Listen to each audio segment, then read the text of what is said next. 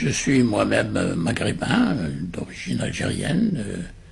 J'ai vécu dans les années 50 au 115 boulevard Saint-Michel, ici à Paris. 115 boulevard Saint-Michel qui était le lieu de réunion de l'association des étudiants musulmans nord-africains. Elle s'appelait comme ça. C'est-à-dire que maghrébins, algériens, tunisiens, libyens, il n'y en avait pas beaucoup, mais ils font partie du Maghreb, et Mauritanie, qui sont les 5 États maghrébins après les indépendances, se réunissaient au 115 boulevard Saint-Michel, qui était la Mecque de l'Afrique du Nord. Et nous étions jeunes, je suis l'un d'eux. Nous ne pensions absolument pas aux États-nations. Nous pensions à une Afrique du Nord ouverte. Le miracle gréco-romain a fait la grandeur de l'Europe. L'Afrique du Nord en fait partie. Et quand je dis Maghreb arabe, je ferme les portes. L'histoire du Maghreb commence en 632. Elle n'a rien eu, elle ne connaît rien de ce qui s'est passé avant. Donc j'efface quelque chose. Je parle culture, je ne parle pas politique. Je parle langue, car les langues sont la dignité de l'homme et la richesse de l'homme. Il n'y a pas d'homme sans langue qui l'enrichit.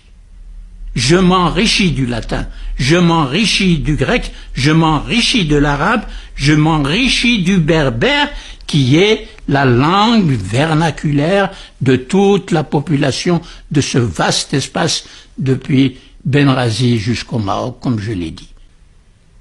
Effacer les langues et civilisations, quelles qu'elles soient, est un crime contre la dignité de l'homme. Un crime contre la dignité de l'homme. C'est la négation de la dignité de l'homme.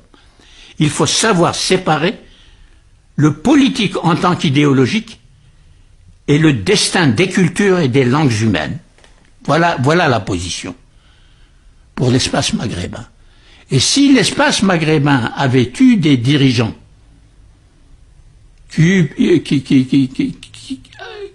qui aient pu avoir dans la tête cette culture que je viens d'évoquer, cette histoire que je viens d'évoquer, l'espace maghrébin aujourd'hui serait intégré dans l'espace européen, sans aucune espèce de différenciation.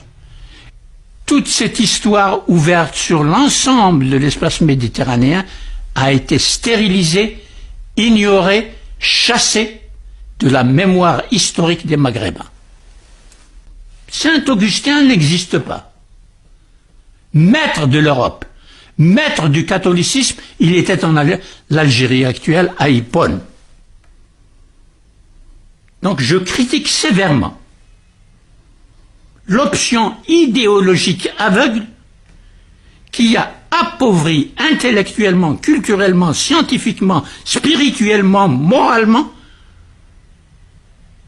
l'ensemble de l'espace maghrébin, qui ne serait absolument pas ce qu'il est aujourd'hui devant des impasses historiques, politiques, économiques, éducatives, scientifiques, etc., comme je l'ai dit tout à l'heure au sujet de l'islam.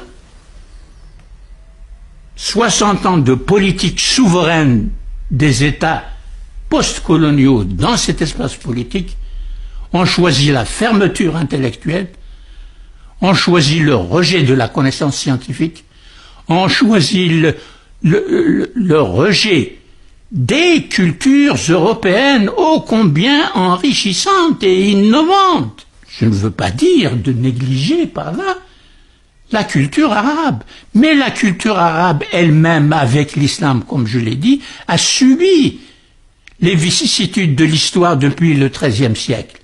La langue arabe a coupé totalement avec le dictionnaire philosophique qui s'est enrichi du 7e siècle jusqu'au 13e siècle avec de grands philosophes qui pensaient et faisaient de la philosophie en arabe, avec les juifs, les chrétiens et les musulmans ensemble, tous parlaient la langue arabe.